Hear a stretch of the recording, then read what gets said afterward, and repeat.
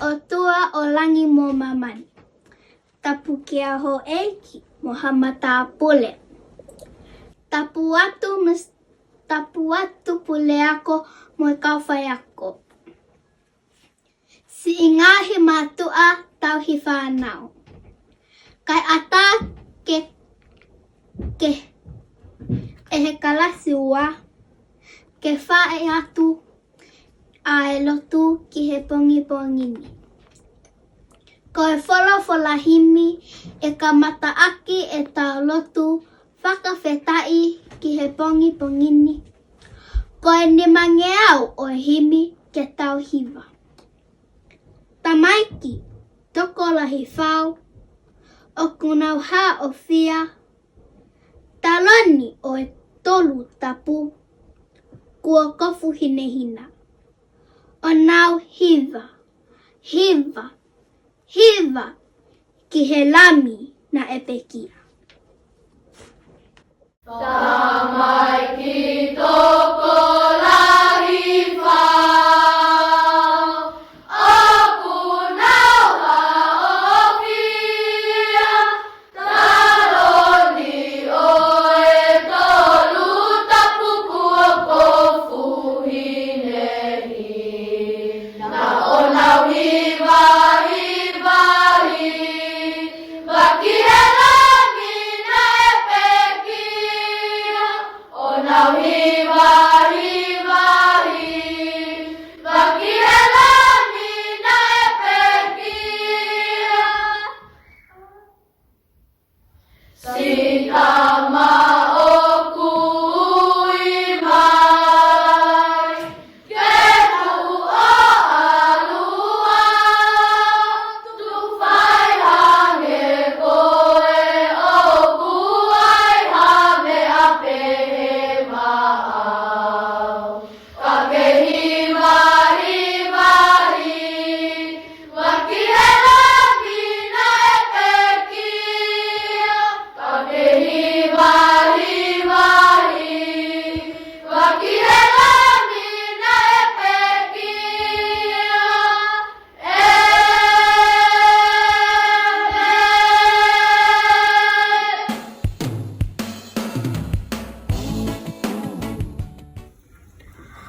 E whesova he ono vesi uruaki ki e tolu. Ai a teo lau. Ai whanau mou talango fua ki he mou matua ki e eki he ko hono totonu ia. Whaka apa ki ho o tamai mo ho o whae he koe uluwaki whekawia oku iai hono tala o wha. Koe uhi ke lelei kia te koe uhi ke mo ui wholoa i he whanua. Malo a piko.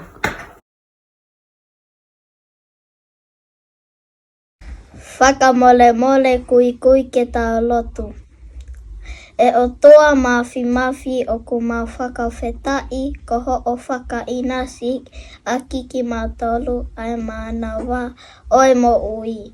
O ku mau whakamalo atu ko ngahi tāpuaki o ku mau inasi ai. Ka o ku mau kole atu haiwi mo hamalohi kia te ki mau tolu. Eiki o ku mau lotu atu ha mama. Ma aho mau ngahi atamai, ha ele mai ia, e ma uatu ki mātolu, ma ae a Fiona. I he huafa pē ho alo, ko si isu ka laisi, ka ho o mau whakamo ui, amen.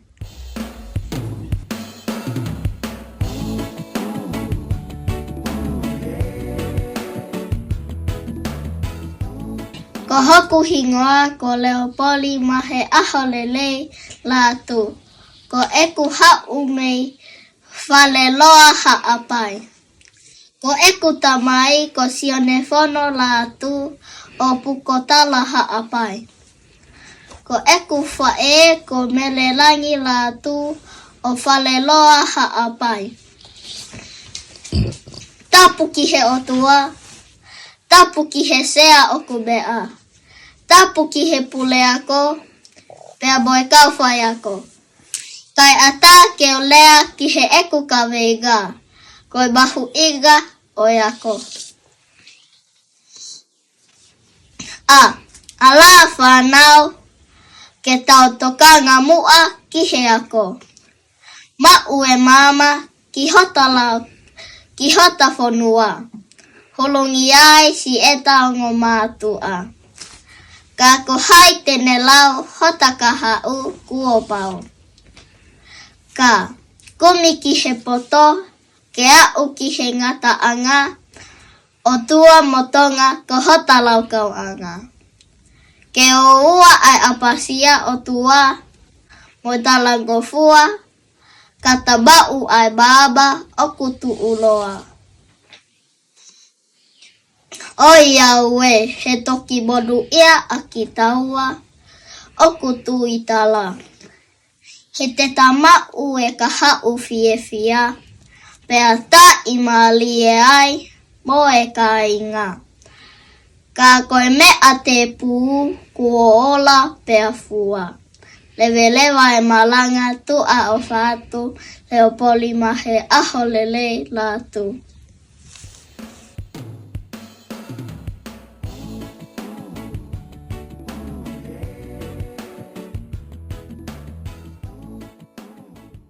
Tapu ki he otua o langi mo mamani. Tapu ki a hou eiki mo hamata pule. Tapu ki he kau whakamau. Tapu atu pule ako o Mr. Eseva mo kau whai ako. Si ingahi mātua tauhi whanau. Kai ata ke o kau atu he pue oi aho. Ko Elizabeth si Joey tau e langi te sina mawhile o au. Ko eku tangata e ki ko si saya tu e mawhile o mei he kolotau ko velata tanga leleka haapai. Ko eku fine e ki ko se inisia o toloke te sina mawhile o. Ko enelele mai mei he sia koto loke ha ano haapai. Ko eku tau fitu eni. Ko eku kalasi ua eni. Ko eku whai ako ko si mai mawhinau. Pea oku lele mai mei he tolonga tata haafewa haapai. Ko eku ka venga lea ko e ha o kua makeheai. Ko e ha o kua makeheai. Ko ete makehe he ete iloi kitau. Iloi e famili tupuai. Iloi e whonua tupuai. Iloi e tuunga i he famili siasi mo e society. He koia oku te makeheai.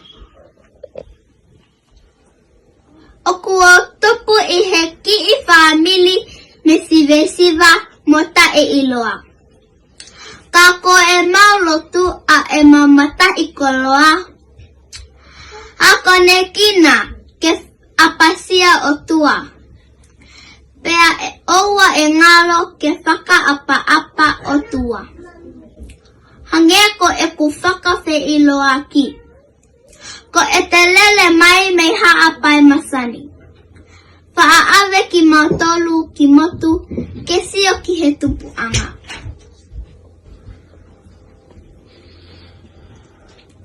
Iai pe tā puaki o e omi mei motu. He whai whakapoto he mea kotoa o tatau waipe he masiva mo e whai ngā malie. Seuke, hono mea toko ni, ko e momona o oseni. O taika pongi, Lo'i ka ho ata. Tunui ka ki he tō ai laa. Mo oni pe a e tau lea tonga. Ua ka ika sio sio pe ki motu. Ka pau oku ke vei vei ua. Tata alo ki motu. Kau kau tahi ki he vai vai a. Ko hoto tu unga he family ko e sii mo e kihi. Iai pe kau lalahi mo e kau muaki. Ke manatu ko hoto ngā whā, ko e tali ko au mo e tali ange. Melino anga ia e tau no fo, tala atu e vovo e whiohi. Ko e te makeheanga he e te iloi kita. Leve leva e lea, tua o whātu.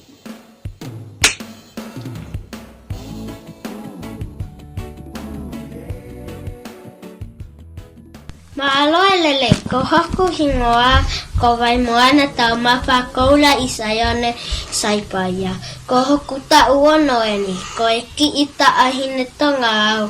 O kua poto he lea whakatonga, mo e lea whakapalangi.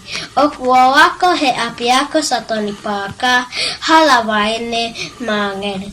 O kua nofo pe mo e kuongo mātu a, mo hoku ki i family. Ko e hingoa e ku whae ko milika ki ole. Ko ene lele mai mei i he funga a fitu mo la ke pahoro peka. Ko e hingoa e kuta mai ko whina Saipaia. Ko ene lele mai mei he vai ko lele a lulu mei masila mea. Malo au pito o whātu.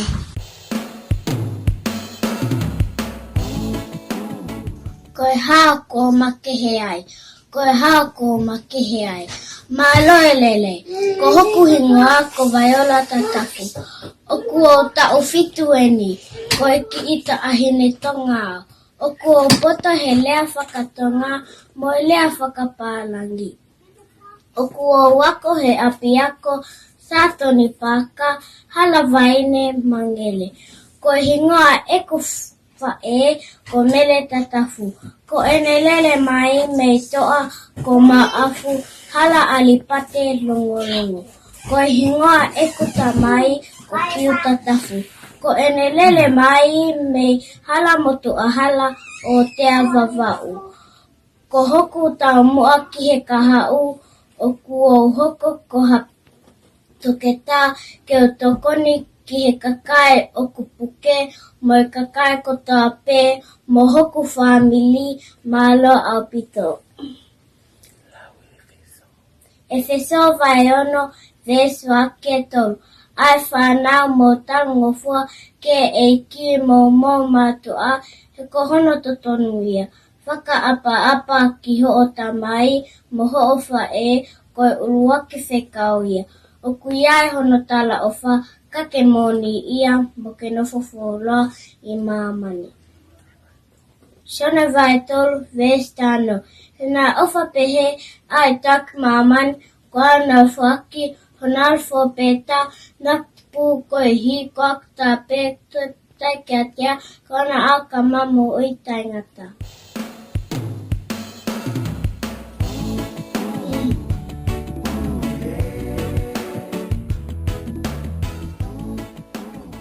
Māloe lele, ko hoku hingoa ko mua hengi o wawau nukapu. Ko hoku ta uono heni, ko e ki tamasi tonga au. O kua poto he lea whakatonga, mo lea whakapālangi. O kua ako he api ako sātoni pāka hala paine mangene. O kua nofo pemo e kuongo matu au mo hoku ki family. Ko ingoa e ku whae ko whakawana ni kapu. Ko ene lele mai mei alo i talau. Esi ko ele noa funga mapitoa ahi o lakai a hao tongata. Ko ingoa e ku tamai ko kelkole ni kapu. Ko ene lele mai me kilgi te fua, sei o le puha, pe he loloa harai walu wawa ulahi.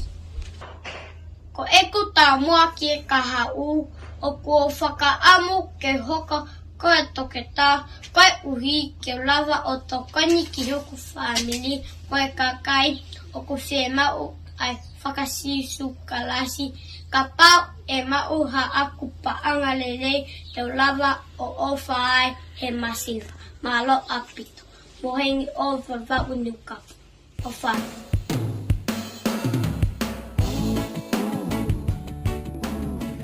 Koe haa kua makehe ai, koe haa kua makehe ai. Mā loi lelei, ko hoku hingoa, ko sini milika ofa kilo a manu wau motou. Ko hoku ta ua no eni, koe ki ta ahine tonga au. O kua poto he lea whakatonga, moi lea whakapalangi. O kua ako he api ako sātoni pāka, halawai ne mangele. O kua nofo pē mo eku ongo mātua, mo hoku ki I whamili. Ko hingoa eku whae ko Silia Holani. Ko ene lele mai me sia ko veiongo me kolomotua. Ko hingoa eku tamai ko kulasi wau motou. Ko ene lele mai me he hala mga ono sia ko kafoa mo taua. Io mo oni ai lau ai poto, ngauhi au ko a whetu ngingila. Pea whiewhia ai hoku whamili, pe he ke kakai heke. Ko eku taumua ke kahau, ke uhoko koha polisi. Ko e uhi ke o lawa o tokoni ki hoku whamili, moi kakai o ku whaingata ia. Ka pau e mau ha aku paanga lahi te o lawa o kumi ai whale fo au, moi ka fo au ki e eku ongo mātua. Maloa pito.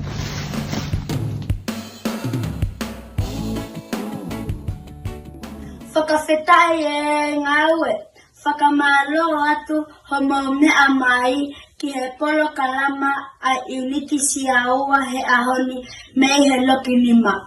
I he kātua ngai ai wike lea whakatonga o e tau ua noa ua taha, tawange pe koa whakalelu ki e tau whakautua I api. Koe uhi, koe malu mo lelei o e whanua.